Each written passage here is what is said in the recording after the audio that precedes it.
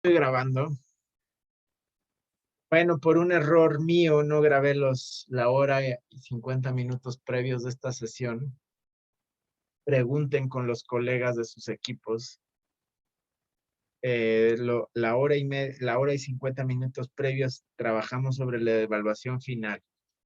Hicimos equipos, hablamos sobre el trabajo monográfico expositivo y sobre la rúbrica. Si hay dudas, pregunten con sus compañeros. Lo que vamos a hacer en estos 10 minutos que quedan de sesión, les voy a contar un poquito de Benjamin.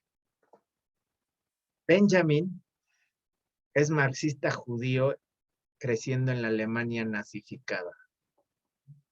Más para que topen el contexto, está en la lista de la Gestapo. Lo están buscando específicamente como enemigo de Estado nazi, por ser marxista y judío.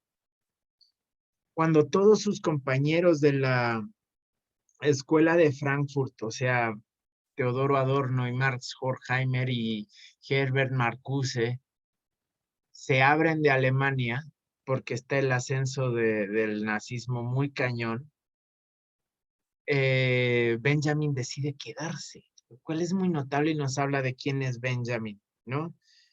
Vamos a decir, en el 32, ya en los 20 el nazismo va así, y en el 32 se quema el Senado, el Reichstag alemán. Responsabilizan, la verdad es que como no hubo juicio y no hay suficientes documentos, no sabemos si es un chivo expiatorio o si es el pretexto perfecto, pues responsabilizan a un señor de Bélgica, un comunista belga, de haber quemado el Senado, y el Partido Nacional Socialista, que ya era mayoría en el Senado,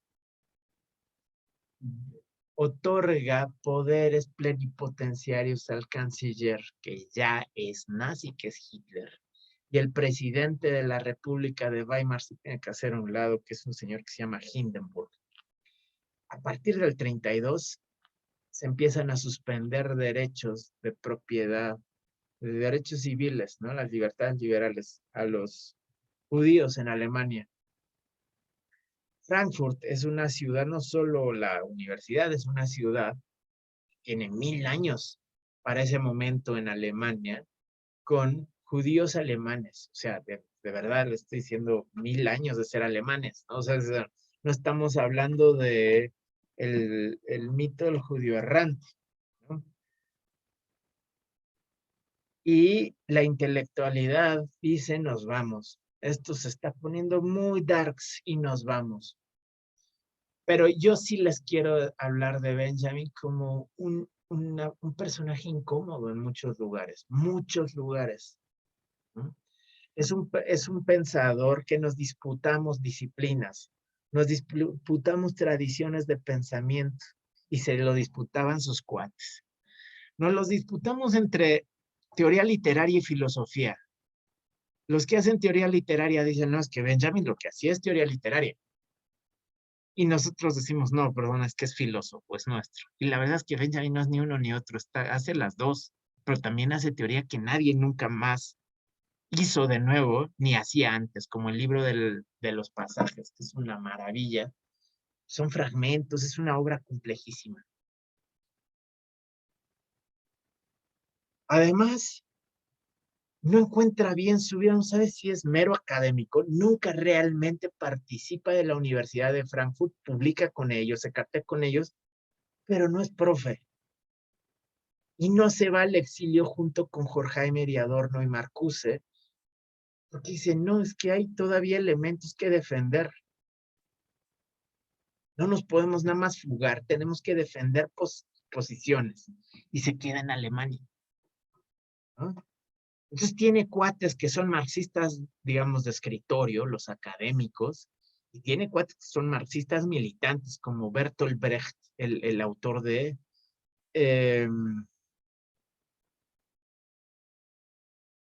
el autor de... Ahorita agarro la provocación de Balam en el chat. El autor de la ópera de los 3 centavos, por ejemplo, ¿no? Bertolt Brecht es un dramaturgo espectacular, marxista, militante, que también es cuate de Benjamin, pero además Brecht y Adorno no se llevan para nada, porque Adorno es básicamente un aristócrata, o sea, es así como, yo soy más comunista, ¿no?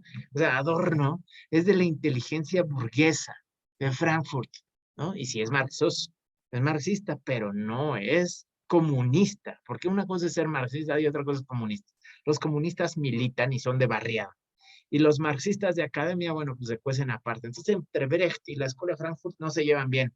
Benjamin se lleva con los dos, ¿no? Y con Brecht decide quedarse en Europa y se va a la escuela de Frankfurt.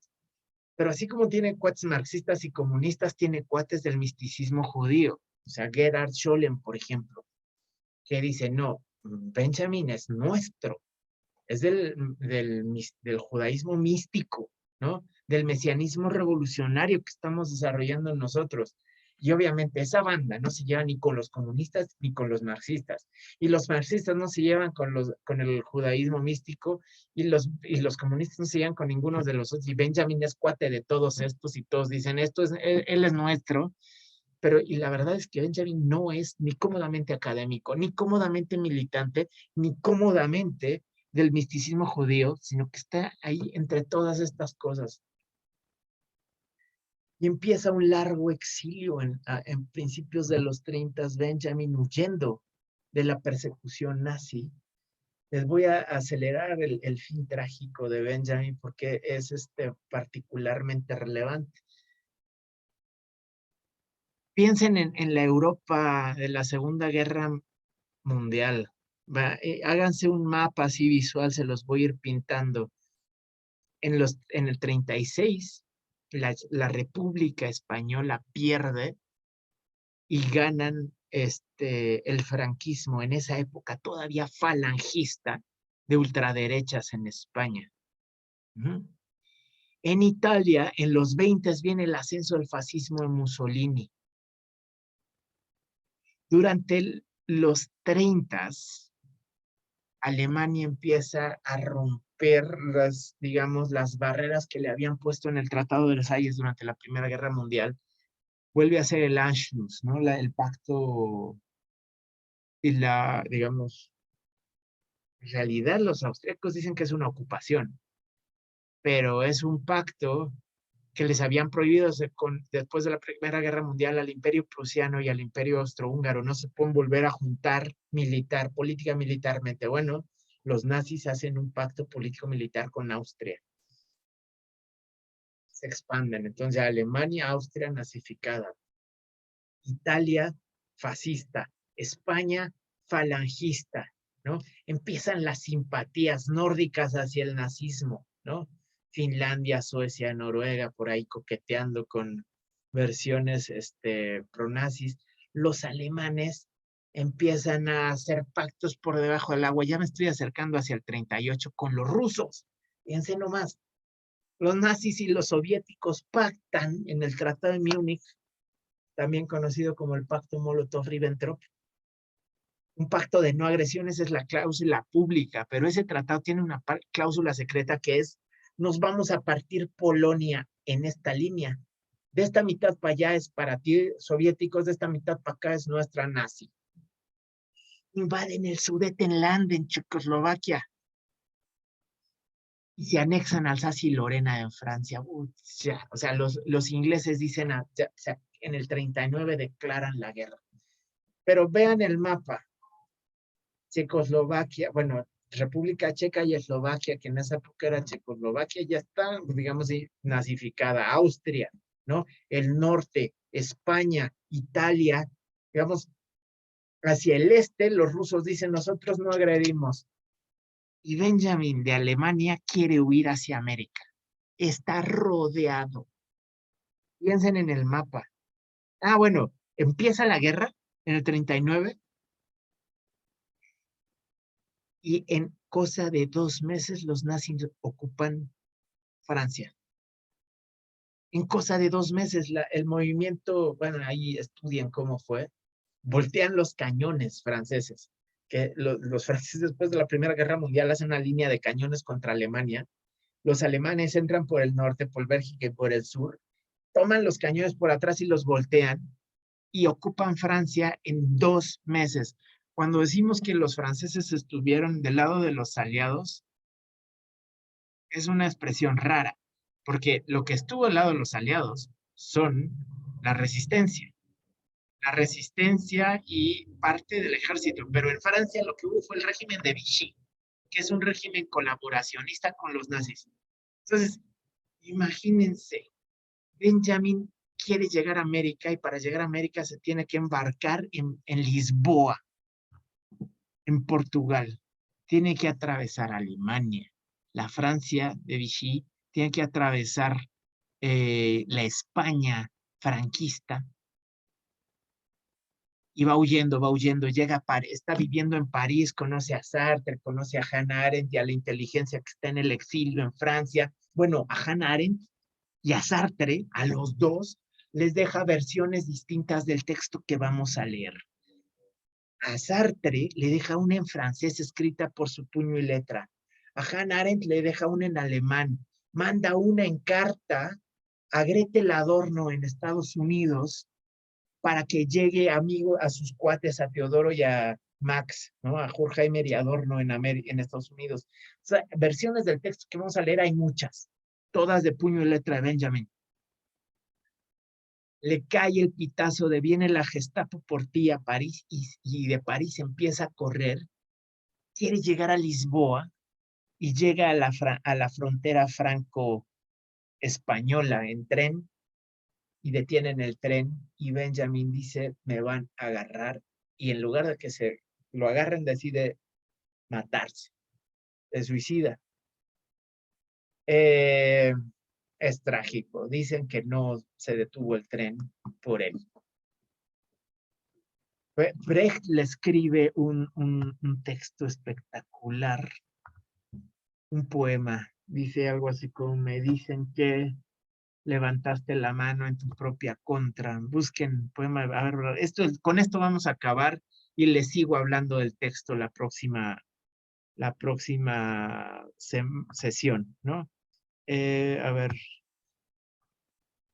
fíjense, poema de Brecht a Benjamin.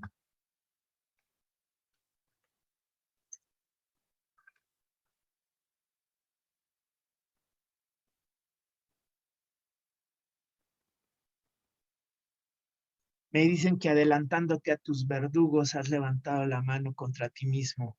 8 años desterrado del 32, digamos, del decreto de estado de excepción alemán al 40 que se suicida Benjamin. 8 años desterrado, observando el ascenso del enemigo, empujado finalmente a una frontera incruzable. Has cruzado, me dicen, otra que sí es cruzable. Imperios se derrumban, los jefes de pandillas se pasean como hombres de Estado. Los pueblos se han vuelto invisibles bajo sus armamentos. Así el futuro está en tinieblas y débiles las fuerzas del bien. Tú veías todo esto cuando destruiste el cuerpo destinado a la tortura. Se me pone chinita la piel. Y cuando leí a Benjamin por primera vez,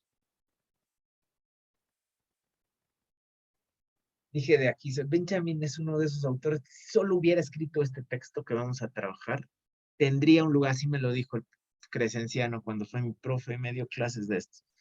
Si solo hubiera escrito este texto, incluso si solo hubiera escrito la tesis 9, tendría un lugar en la historia de la filosofía. Es una maravilla de texto y es una reflexión profundísima sobre la historia, sobre todo, pero también súper crítica sobre el marxismo oficial de la época. Y entonces esto es lo que vamos a estar trabajando, yo creo, las 2 próximas sesiones. Es un texto súper breve, bueno, son textitos súper breves, pero riquísimos en contenido, en imágenes, en reflexión. Hasta acá lo vamos a dejar, compañeros. Les agradezco la atención y la